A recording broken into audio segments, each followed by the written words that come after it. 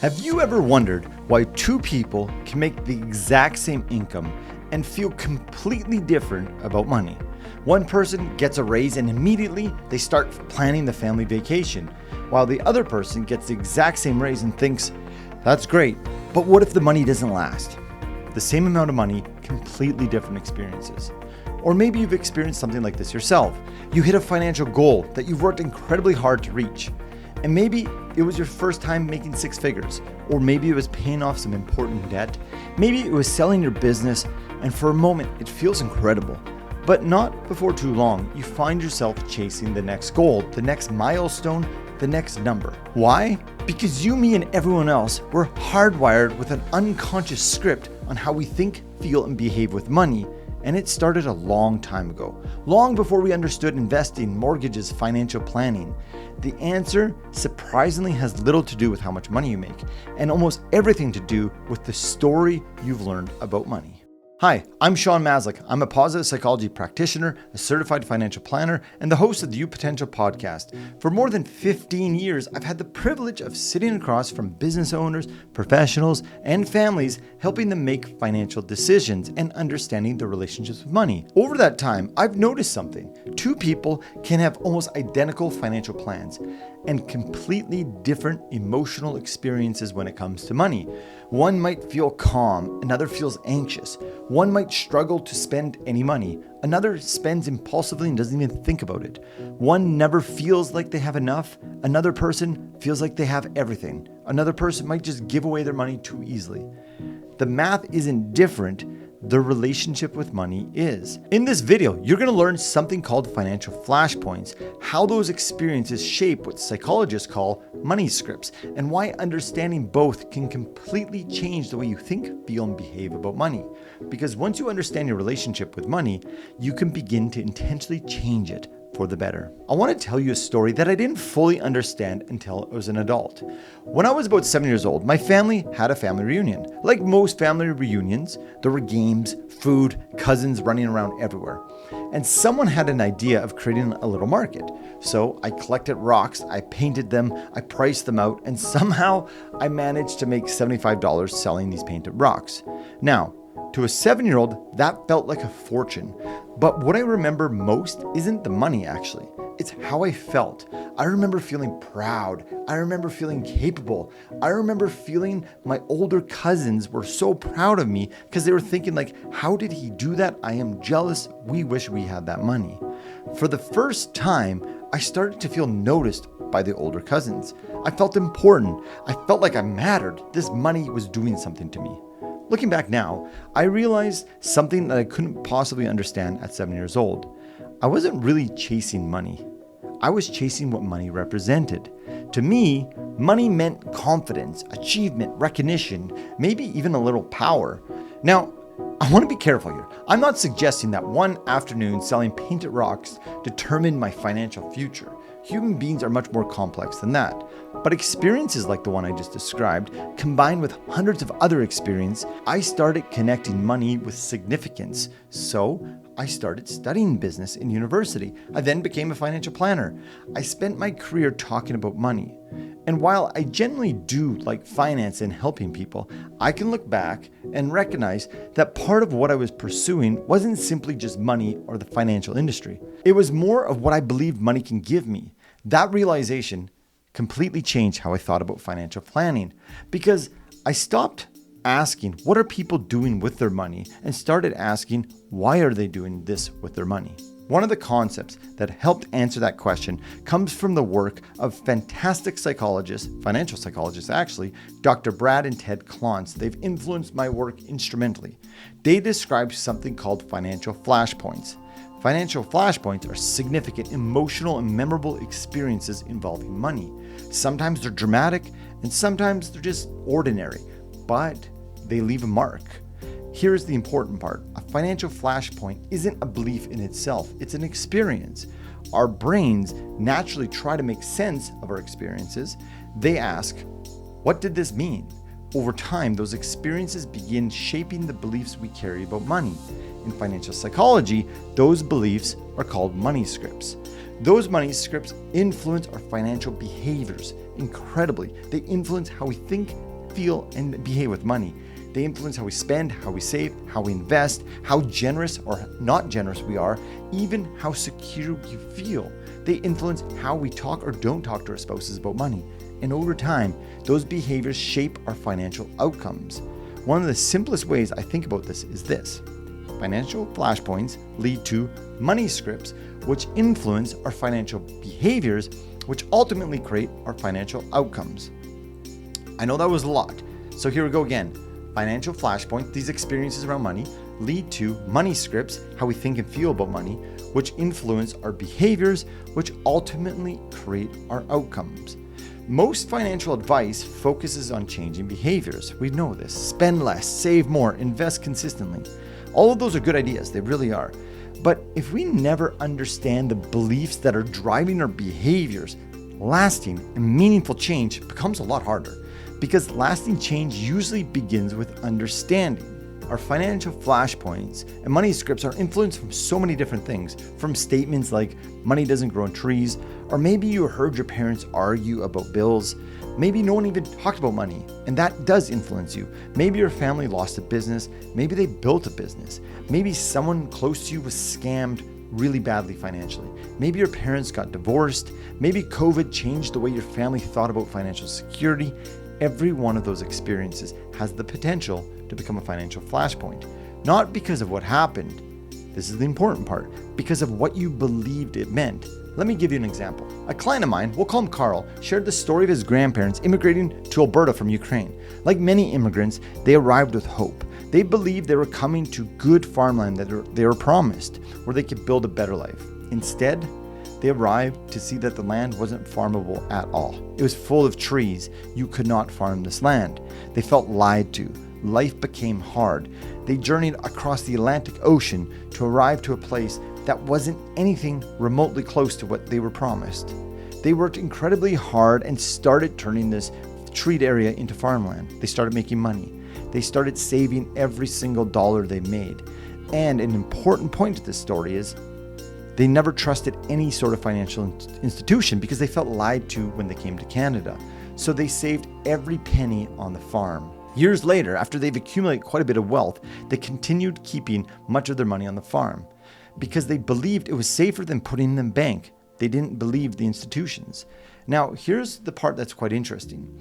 That experience didn't stop with them. It was true back then, maybe you couldn't trust the institutions, but their children grew up around the same beliefs. So did their grandchildren.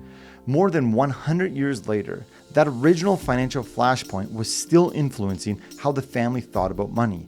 Think about that. One experience, one interpretation, one belief passed from one generation to the next. That's the power of a relationship with money. Because if we never stop to examine our beliefs, we often mistake them for facts, when in reality, they're just stories. Stories that once made sense, but now we have the opportunity to examine the stories to see if they still make sense. This raises an important question. What are the most common stories we carry about money? That's exactly what Dr. Brad and Ted Klontz and his colleagues wanted to understand. After years of research, they found while each of us has unique experiences, our beliefs about money tend to fall into 4 broad money script patterns. Now, before we look at them, I want to make something clear. These aren't personality types. They're not labels, they're not diagnoses. You're probably going to recognize yourself in one or more of the categories. The goal isn't to figure which box you fit into. The goal is to gain awareness of the tendencies that you have. Because once we become aware of a belief and our actions, we can begin deciding whether it's still helping us or not. The first pattern they identified was money avoidance. At its core, it's the belief that money is somehow bad. It sounds like this: rich people are greedy. Money changes people. Good people shouldn't care about money. If I become wealthy, I'll be someone I don't want to be. Now, where do beliefs like this come from? Maybe you've watched someone with money misuse it, abuse it. Maybe your family struggled financially while the wealthy acted selfishly in front of you.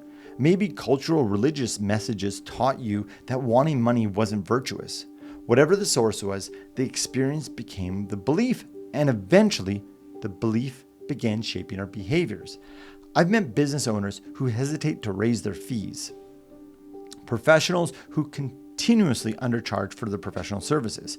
People who feel guilty when business is going well, not because they're poor at business, because somewhere along the way, they learned that having more somehow meant less. Here's the question I want to leave you with. Can you pursue wealth without making wealth your identity? I think the answer is yes. Money isn't good. Money isn't bad. Money is a resource. It simply amplifies the values of a person using it. The second pattern is called money worship. And if I'm honest, this is probably the one I see most often. It's the belief that money will solve most of my problems. It sounds like once I sell the business, once I retire, once I reach this number, then I'll finally relax. I'll finally feel secure. I'll finally be happy. Now let's pause for a moment. Money absolutely matters. If you're struggling to meet your basic needs, more money changes lives. It really does. Research is very clear about that. But once those needs are met, something interesting happens. What we're often chasing isn't the actual money. It's what we believe money will give to us. Freedom, choice, recognition, time, security, peace of mind. Those are all wonderful things. But here's the question that I want us to think about. Are we chasing money, or are we chasing what we hope money will create? Those aren't the same things. They really aren't. And I've fallen into that trap many times. There's always this another milestone, another project, another opportunity. You know what I'm talking about. The finish line seems to quietly creep and move forward as we get closer. Maybe you've experienced that too. The third pattern is called money status. This is the belief that our worth is connected to our net worth. Again, our sense of worth is connected to how much our net worth is. People with stronger money statuses believe and feel pressure to look successful. The nicer vehicle, the bigger house, the luxury vacation they got to advertise, the expensive watch. Now let me be clear. There's nothing wrong with enjoying nice things. The question isn't, what did you buy? The question is, why did you buy it? Were you buying something because it genuinely improves your life? Or is it because you hoped it would say something about you? You hope it would impress other people. I've had clients admit fascinating things to me. I wasn't buying the car to have a car. I was buying the car because I wanted people to think I was successful. I wasn't buying the watch because I liked watches. I don't even like watches. I wanted to impress people. It's important that we have these conversations because we start to gain awareness why we're making these purchases. Then we can start to make some change if desired. The fourth pattern is called money vigilance. This one often looks incredibly healthy, actually. People with strong money vigilance beliefs are disciplined. They save, they invest, they're responsible, they plan ahead. Many of those behaviors are wonderful strengths. In fact, many aspects of money vigilance are associated with positive financial outcomes, but every strength has a shadow. I've met people with millions of dollars who still don't feel financially secure. They hoard, they feel scarcity in their mind, even though they have more than enough money. People who have enough money to retire comfortably, yet they can't imagine spending any of their savings.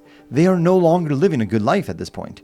People who continue working, not because they have to or want to, because they actually can't stop working. I remember one client asking me something I'll never forget. After reviewing their financial plan that clearly showed they could retire comfortably, they asked, "Are you sure?" Not because they doubted the math, because they doubted the feeling. And that taught me something. Financial planning can answer, do I have enough money? It can't always answer, do I feel like I have enough? One is a financial question. The other, it's a psychological question. If financial flashpoints shape our money scripts, which we talked about, and our money scripts shape our financial behaviors and the way we think about money, the obvious question becomes, let's just change them. And I believe we can. And I think that's where positive psychology offers something incredibly helpful. One of the things I love the most about positive psychology is that it doesn't ask what's wrong with you. Instead, it asks what's strong about you.